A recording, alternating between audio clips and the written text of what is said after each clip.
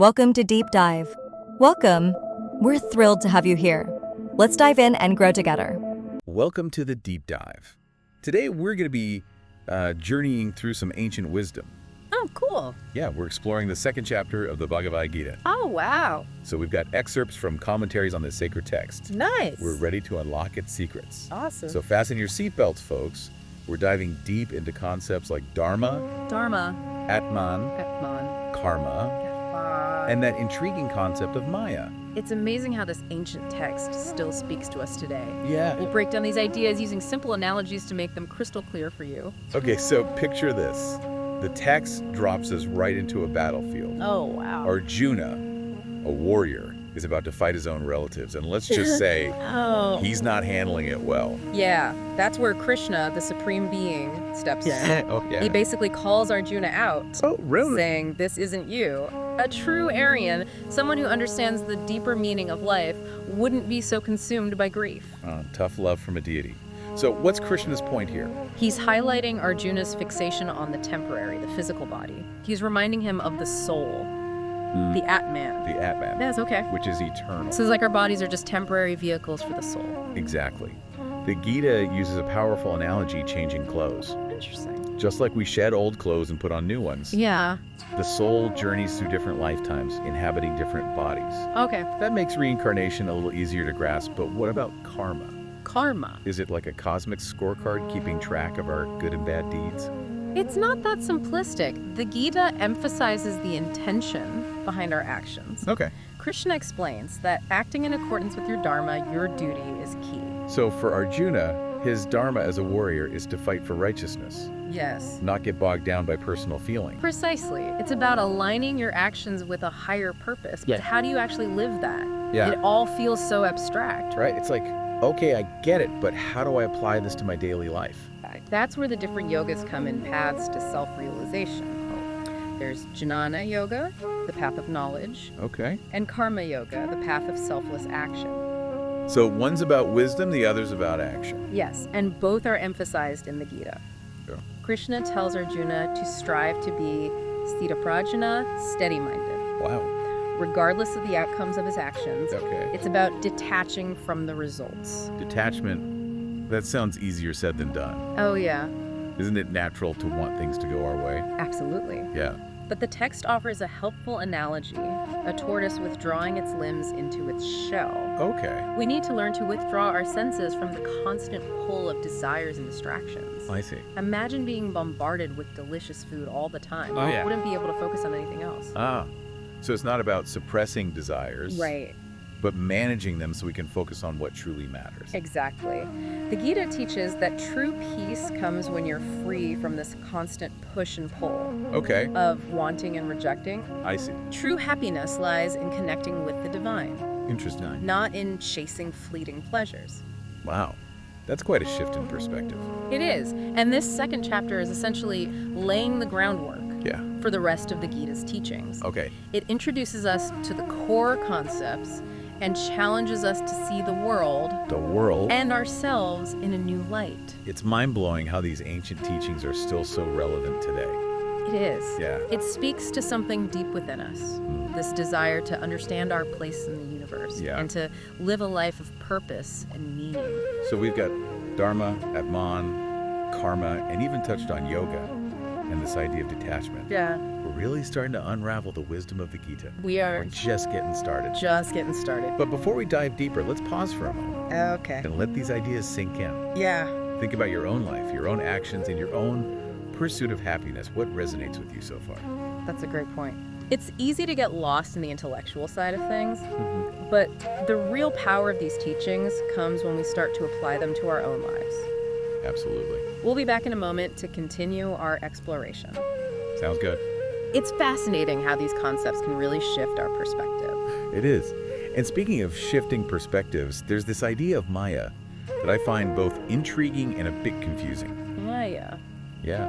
Can you shed some light on that for us? Absolutely. Maya essentially refers to the illusionary nature of the material world. Okay. It's like a veil that clouds our perception of reality. Okay. Think about those optical illusions Yeah. where you see one thing but then realize it's something else entirely. So it's like our senses are tricking us. Yes. Preventing us from seeing the true nature of things. Precisely. The Gita explains that we get so caught up in this world of appearances, the forms, names, and sensory experiences, I see. that we forget our true spiritual essence. It's like we're so focused on the individual trees that we miss the entire forest. Yes. And the Gita is urging us to step back and see the bigger picture, Okay. to recognize that there's more to reality than what our senses perceive. Okay. So how do we break free from this Maya, this illusion? How do we start seeing things as they truly are? That's where the practices of Jnana Yoga and Karma Yoga come into play. Okay. Jnana Yoga, the path of knowledge, is about cultivating wisdom, discerning the true nature of the self, and seeing beyond the superficial. So it's about using our intellect to pierce through the veil of Maya. Exactly. It involves studying the scriptures, contemplating their teachings, and engaging in deep self-reflection. I see. But it's not just about accumulating knowledge. Yeah, It's yeah. about integrating that wisdom into our very being. So it's about moving from knowing to being that's powerful. Now, what about Karma Yoga, Karma the Yoga. path of selfless action? How does that help us break free from Maya? Karma Yoga is about transforming the intention behind our actions. It's not just about doing good deeds. It's about acting with a selfless spirit, without attachment to the results. I see. Imagine you're helping a friend move. Yeah. A karma yogi wouldn't be thinking, okay, this will earn me some brownie points. They'd be fully present in the act of helping, offering their service, without expecting anything in return. So it's about shifting our focus from what's in it for me to how can I serve? Yes. And by acting with this pure intention, we purify our perception, weaken the grip of Maya, and start to see the interconnectedness of all things. That makes so much sense. Now, earlier we talked about the concept of Sita Prajna, Jita Prajna. the steady-minded person. Right. It sounds like a pretty ideal state to achieve. It is. But how do we actually get there? Well, it's not a destination, it's a journey. Okay. A continuous process of self-cultivation. Okay. The Gita emphasizes the importance of self-control, particularly control of the senses. Right. Now, this isn't about suppressing or denying our senses altogether. Right. It's about understanding that when our senses rule us, when we're constantly chasing after gratification, Yeah. we lose sight of what truly matters. It's like we become slaves to our desires, bouncing from one fleeting pleasure to the next, never finding lasting fulfillment. Yes. And the Gita provides practical techniques for cultivating self-control, for mastering our senses rather than being mastered by them. Right. Practices like meditation and mindfulness can help us train our attention Okay. to become more aware of our thoughts, feelings, and impulses. So it's about developing that inner awareness, that ability to observe our minds and make conscious choices rather than reacting impulsively. Exactly. Imagine your mind is like a wild horse. Okay. Without training, it will run wild, taking you wherever it pleases. But through practices like meditation, you can learn to tame that wild horse, to guide it in the direction you choose. That's such a powerful analogy. Now, when we talk about mastering our senses, it might make some people think that the Gita is advocating for a joyless, restrictive existence. Yeah, But that doesn't seem to be the case, right? not at all. The Gita recognizes that joy is an essential part of the human experience, but it distinguishes between fleeting pleasures Okay. that keep us trapped in the cycle of craving and dissatisfaction, Yeah. and the deeper, more lasting joy that comes from living in alignment with our dharma, Okay. with our true nature. So it's not about denying ourselves pleasure. No. It's about finding a more balanced and fulfilling way to relate to our senses, to the world around us. Precisely. Imagine you're at a buffet. Okay. You could fill your plate with all sorts of tempting treats, but end up feeling sick and unsatisfied. Right. Or you could choose a few dishes that nourish your body and leave you feeling content and energized. Ah. So it's about making choices that align with our overall well-being, Yes. not just our immediate desires. Yes. And the more we cultivate self-control, the more we free ourselves to experience the deeper, more fulfilling joys. Okay. That come from living a life of meaning and purpose.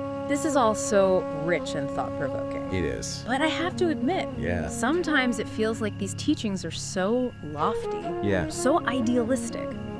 How do we, as ordinary folks, even begin to apply them in our messy, complicated lives?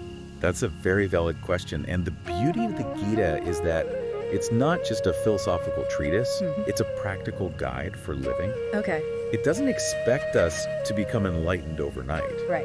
It encourages us to take small steps, Yeah. to make gradual changes that lead us toward greater awareness and understanding. Okay. Remember, even a small shift in perspective can have a ripple effect on our lives. So what are some concrete examples of how we can start integrating these teachings into our daily life? Well, we already talked about Jnana Yoga and Karma Yoga. Right. So setting aside even a few minutes each day for study, Exactly. reflection, or meditation can be incredibly powerful. And in terms of karma yoga, we can bring an attitude of selflessness to even the most mundane tasks. So like doing the dishes can become an act of Karma Yoga if we approach it with the right intention. Exactly. Yeah. It's about shifting our mindset from, I have to do this chore, to, I'm offering this service to my family, to my home. Nice. And you might be surprised by how much lighter and more joyful even mundane tasks can become when approached with this attitude. I love that. So it's not about adding more things to our to-do list. No. It's about transforming the way we approach the things we're already doing. Precisely. It's about finding those little moments throughout the day Okay. where we can practice mindfulness, self-control, and selfless action. Yeah. And as we cultivate these habits, we start to create a ripple effect of positive change in our lives and in the world around us. Okay, this is really resonating with me. Yeah. Now, before we move on to the final part of our deep dive, Okay. I'd love to circle back to this idea of the soul being unborn and undying. No more and undying. It's a mind-boggling concept. Yeah. Can you help us wrap our heads around it? Absolutely. It does challenge our usual understanding of life and death, doesn't it? It does. The Gita teaches that the soul, the Atman, That man is eternal. right. It's not subject to the same laws of time and space as our physical bodies. So it's like this timeless essence that exists beyond the cycle of birth and death. Exactly. And the Gita uses a powerful analogy. Okay. Changing clothes. Okay. Just as we shed old clothes and put on new ones, Yeah. the soul journeys through different lifetimes, inhabiting different bodies. So death isn't the end, Right. but more like a transition. Yeah. A shedding of the old to make way for the new. Yes. And understanding this can be incredibly liberating. Okay. It frees us from the fear of death, Yeah. from clinging to this temporary physical form as if it's all that we are. I see. It allows us to connect with our true, eternal nature. Wow. That's a powerful shift in perspective. It is. It makes you realize that we're so much more than just our physical bodies. It does. And it invites us to live our lives with greater intention, Oh. knowing that our actions have consequences beyond this single lifetime. I think we're starting to scratch the surface of some really profound truths here. We are. And we've only just begun to explore the wisdom of the Bhagavad Gita. We have. All right, I'm eager to see where this journey takes us next. Me too.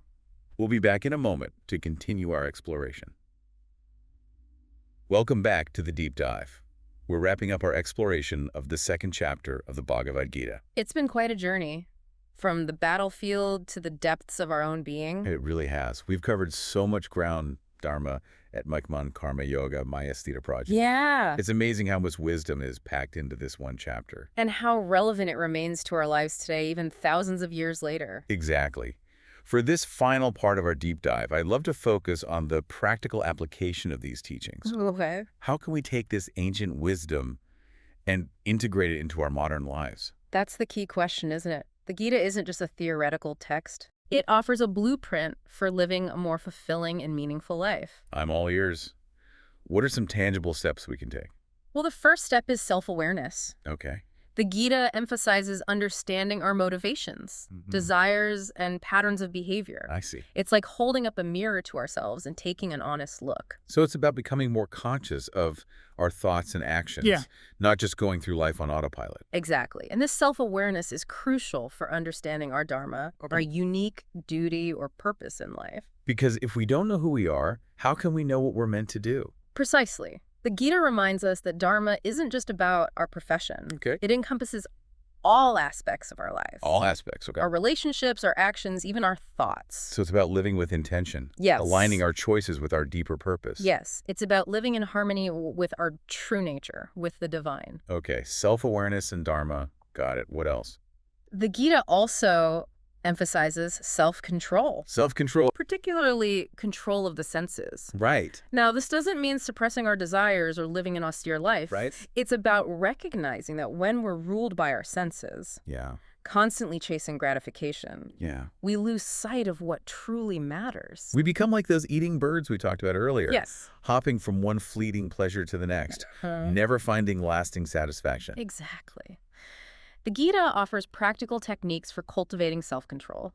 Like what? Things like meditation, mindfulness, redirecting our attention towards the divine. So it's about training our minds, becoming masters of our impulses rather than being slaves to them? Yes.